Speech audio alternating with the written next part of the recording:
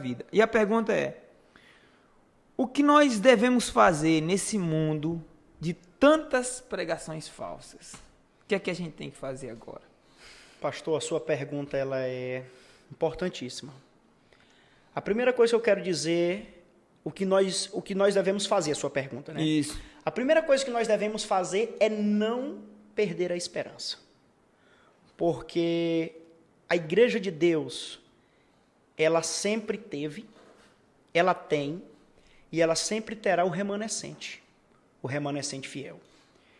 Eu posso dizer a você que está numa situação como essa, às vezes triste, afastado, machucado, desiludido e sem esperança, sem congregar, sem buscar a congregação, que nós já falamos agora há pouco, que é importantíssimo, é uma doutrina bíblica, é um mandamento, nós temos que congregar, mas por conta de heresias, de doutrinas de homens, que você não perca a esperança, porque existem igrejas sérias, existem igrejas bíblicas, ainda existem homens de Deus, ainda existem pastores segundo o coração de Deus, os quais Deus levantou.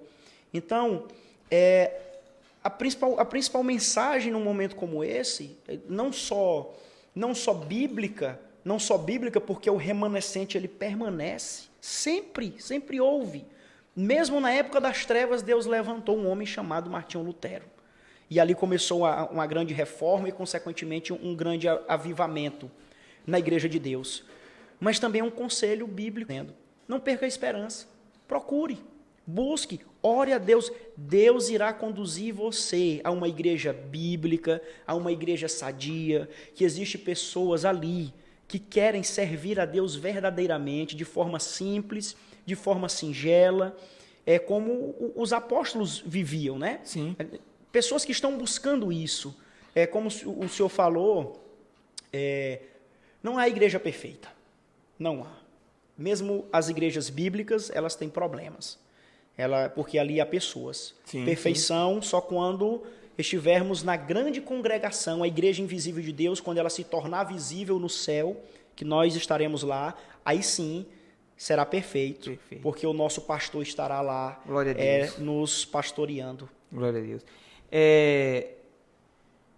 A gente sabe, né, pastor, que desde sempre existiram os falsos pregadores. Se você for ler no Velho Testamento, havia falsos pregadores.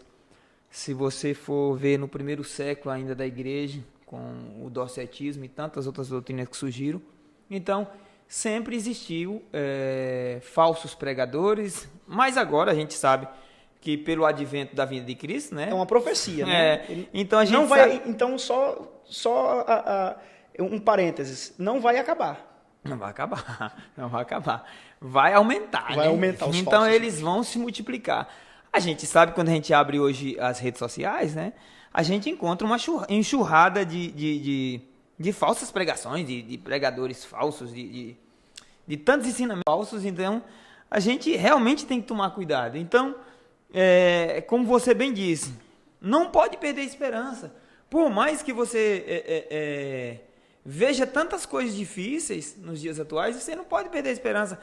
Porque há sim pregadores nesse turbilhão de pregadores falsos, há sim pregadores verdadeiros, com convicção, com ensinamento puro das Sagradas Escrituras. Então, você não pode desistir, você não pode deixar de olhar com olhar de esperança e também ficar na palavra, né, pastor? Ficar nas Escrituras, ficar na palavra. Somente as Escrituras. Somente as Escrituras.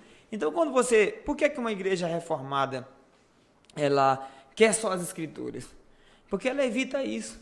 Ela toma cuidado com isso. Se resguarda, né, pastor? Porque tem tanta coisa que está sendo ensinado hoje, que se a gente não tomar cuidado, a gente pode cair no relativismo, no continuismo, em tantas coisas. Até mesmo na apostasia. Na apostasia. Então, são tantas coisas prejudiciais à fé cristã, que a gente realmente tem que ficar só com as Escrituras, mas entender que os falsos profetas deveriam vir e vieram. Há muitos anticristos já no mundo. Já está. Né? Desde o primeiro século, João já disse isso. Então, o que acontece? A gente tem que olhar com um olhar de esperança e entender que as Escrituras são infalíveis, são verdadeiras, é a boca de Deus, e o que acontece? Se a gente ficar nas Sagradas Escrituras, a gente está firmado em Cristo Jesus. São os decretos de Deus, né, pastor? Pois é. Mas entender que os falsos profetas deveriam vir e vieram. Há muitos anticristos já no mundo. Já está. Né? Desde o primeiro século, João já disse isso. Então, o que acontece? A gente tem que olhar com um olhar de esperança e entender que as Escrituras são infalíveis, são verdadeiras, é a boca de Deus. E o que acontece? Se a gente ficar nas Sagradas Escrituras, a gente está firmado em Cristo Jesus. São os decretos de Deus, né, pastor? Pois é. Então, queridos irmãos que nos assistem, vocês não podem desistir de jeito nenhum.